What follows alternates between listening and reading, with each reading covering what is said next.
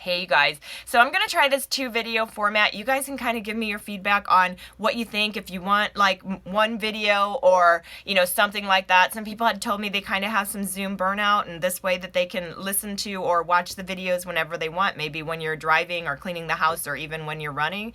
So just kind of give me your feedback on this and what you think of this format. I know some of you guys are familiar with me, had worked with me when I did these back in 2017, and I did have a short bio on the website, but just real quick so you know, my name is Amie Dworecki. I have been a runner since I was 5. I'm 48 now, so that's 43 years ago, so I've been running a really long time. I actually probably got more like serious about working out when I first joined a gym when I was still 13. Back then we weren't supposed to join until we were 14, so that wasn't quite allowed, but I think the gym manager really wanted to sell memberships or something. So and then I played sports like gymnastics and cheerleading, and I ran track in high school. I was a distance runner back then. That meant the 1 to 2 mile, and then I ran my first 5K when I was about 17 years old. When I was 18, I in college became a certified personal trainer and group fitness instructor, and I taught classes back then up to 200 people. It was pretty wild. It was fun. But then I was also a triathlete. I was a swim coach. I was in the master's program for kinesiology and exercise science at IU. My graduate advisor specialized in run coaching. And I've run all over the world as a distance runner. I set or broke 3 world records for running a marathon in each continent, including Antarctica, the Sahara. I've run other places too, on Mount Kilimanjaro, the Great Wall of China. Like I've run all over the place. And I started my run coaching business full time in 2015. I kind of never really wanted to do it as a full-time job because I was really worried I would get sick of it. And to this point, I love it. I haven't been, so that's great.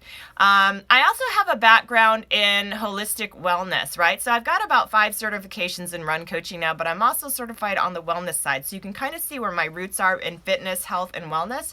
So what that means is I base my decisions for my runners based on health. And so I want my runners to be healthy. I don't want them to be injured, breaking down their immune systems, or, doing anything crazy with their training that's, going to be injurious to your body, because I feel like the best runners are the healthiest runners. And why do it if it's not, so you'll never see one of my runners, start training, 2 weeks before a race and doing some crazy mileage out of nowhere. No, we don't do that. So anyway, that being said, I want to kind of get into like what I'm going to talk to you about today, which I feel is very important that you start out on the right foot. And so I am going to give you the secret sauce to building endurance, right? So the thing that I see runners doing wrong the most is running at the wrong intensity, right? So the secret to endurance is, believe it or not, actually running slower, all right? So if you want to run faster for longer, you've got to slow down. And I know that sounds really crazy, right? But we work on what's called the aerobic system. So the aerobic system is the system your body uses with oxygen. And that forms the basis of all long distance performance. And so in order to work that foundational pathway, you need to run slow enough that your body is using oxygen. And we call this pace conversation pace. So conversation pace means you can run while still having a conversation. You're still using oxygen as your main buffer for energy. So if we use something called a rating of perceived exertion scale, that's a scale from 1 to 10. 1 is basically like you're sitting down, and 10 is the hardest you can run. That means I want you to rate your intensity about a 5. And when you're just coming back or just starting back to running, or just, training for endurance in general, most of your running is going to be in this conversation pace, or giving yourself that self-rating about a 5 out of 10.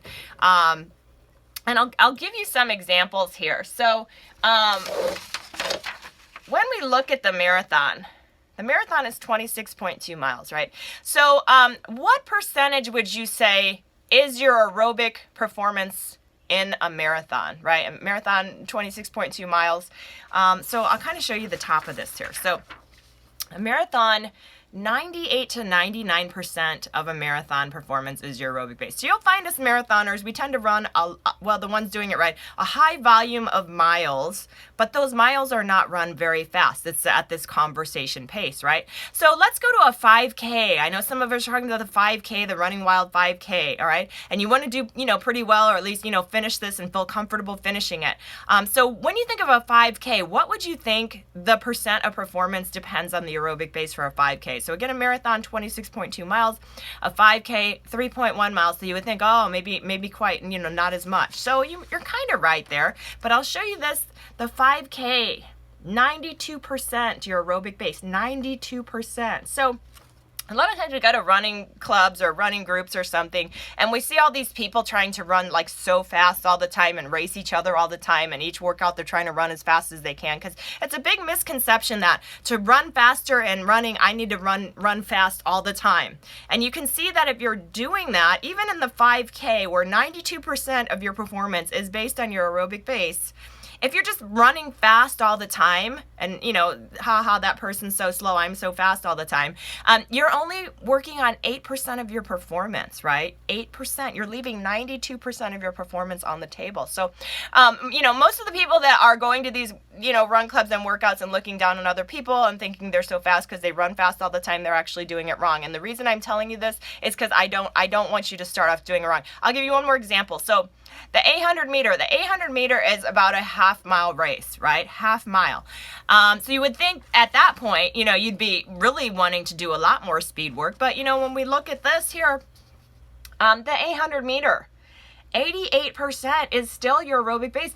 I went to see this Olympic runner. He was running the 1 mile for the Olympics, and somebody asked him how much he ran every week, and he said he ran 50 miles a week just to train for this 1 mile race. Now, I'm not saying that you have to run 50 miles a week, but this is showing you that type of volume, but slow running that we do, even at the 1 mile to enhance performance. So a lot of times I hear people, they make me feel bad because I'm running so slow, or whatever. But I find that kind of strange, because you really should be slow. So again, your intensity rating when we're doing these run walk intervals, right? You don't ever want to feel like you're running like super as hard as you can.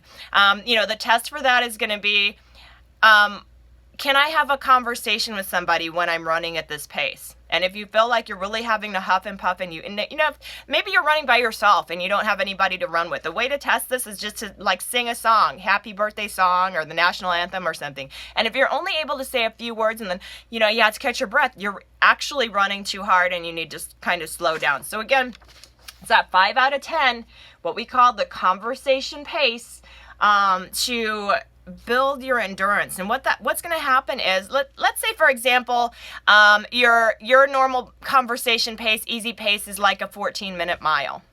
And then if you continue to run at this kind of easy pace over time, then your easy pace becomes a 13-minute mile, then a 10-minute mile, then an 8-minute mile. And I'm not going to say it happens overnight, because it does take time to build endurance. But then that person over there who's just like the whole time, like pushing themselves and running as hard as they can, eventually you're going to run faster than that person at your easy pace, and they're going to be at the same pace that they have been at, huffing and puffing and not understanding why they're not getting faster. And the other reason that running too fast, too much is harmful is because that's extremely stressful on the body. So you notice these people that are pushing themselves to run fast all the time are the ones that are getting injured, right? They're getting injured quite a bit. And I'm not saying this necessarily to put anybody else down, because I've been a runner for so long. I've seen it all. I've done it all. I've made the mistakes myself. I tried this other plan a long time ago where you just ran three days a week, but you ran 3 days a week like as hard as you could. It was called Run Less, Run Faster, and you can still get that plan. And I was injured all the time running in that way, because all your runs were just like hard. And I mean, that's, and then plus, like, you do get better to a certain point, but then it plateaus off. Whereas if you work on your aerobic base, your performance just continues and continues to grow. And so the other reason I kind of want to point this out too is, let's say that you're in a running group. And if you're in a running group and you're running with somebody else, and that other person is running slower than what you are, right? You can slow down, and it's not going to hurt you. You can slow down to run down with that other person, and it's not going to, affect you know, what you're doing. The only time I would say to not do that is if you're running so slow that you feel like it's unnatural, like your stride is getting unnatural, then you probably don't want to do that. But if that person that you're running with is running like too fast for you at this point and you feel like you're like huffing and puffing to keep up with them, then I would suggest, you know, and in this group we don't really, you know, I mean, we don't really judge anybody based on pace, so your pace doesn't really matter anyway. But like at the same time, like, you know, don't feel ashamed to be like, this is a little fast for me right now, I need to kind of slow down, or, you know, whatever, and you know, the other person be like, that's cool. So the other thing I want to talk about on the trail is your pace. Like, because the trail is so different from the road and the surface is so different than a road, it kind of makes no sense to like talk about pace on a trail. So we talk about your rating of intensity on a trail, and it's this 5 out of 10. So wherever you are on a trail, 5 out of 10. Now, if it's hot outside, your 5 out of 10 is going to be slower than when it's cooler and ideal outside, right? So that might change. So that's kind of why we don't really even look at pace in this. We just kind of look at your intensity. So.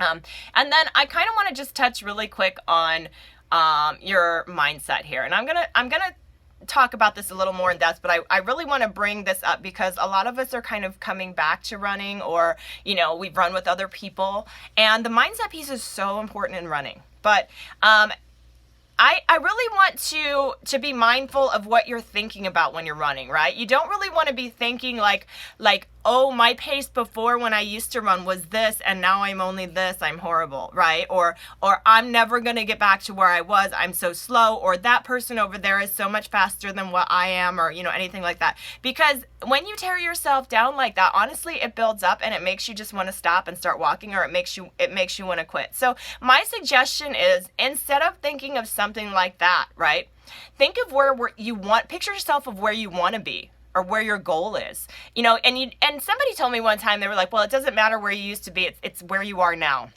And I don't know that I fully agree with that. Like, I feel like if you did something amazing in your life, I think it still counts. It doesn't count in a sense that, ooh, I'm not there now, I'm horrible. But I think it still counts in a sense like, wow, I did that and I can get back there again, or I can be even better than that, right? So you can imagine if you're thinking, you know, some negative thoughts and just switching to that positive mindset, it helps you. It honestly helps you, like, to continue forward and to keep going and running. Because if you're just constantly thinking and putting yourself down and I can't do this or whatever, you're not going to want to feel like getting up and running in the morning. But if you're thinking, wow, I'm really working towards this goal, I'm making some progress, I've, you know, done all of these runs and things like that, it's really going to help you to move forward. So again, this isn't about comparing yourself to anybody else or how you used to be or anything like that. It's really just kind of accepting, hey, I'm trying, this is where I am now, this is where I'm going to go, and I'm moving forward every day. So on that note, I'm going to let you guys go. If you have any questions on anything that I've said today, it's amie@runningwithlife.com. All right, you guys have a great day. Bye.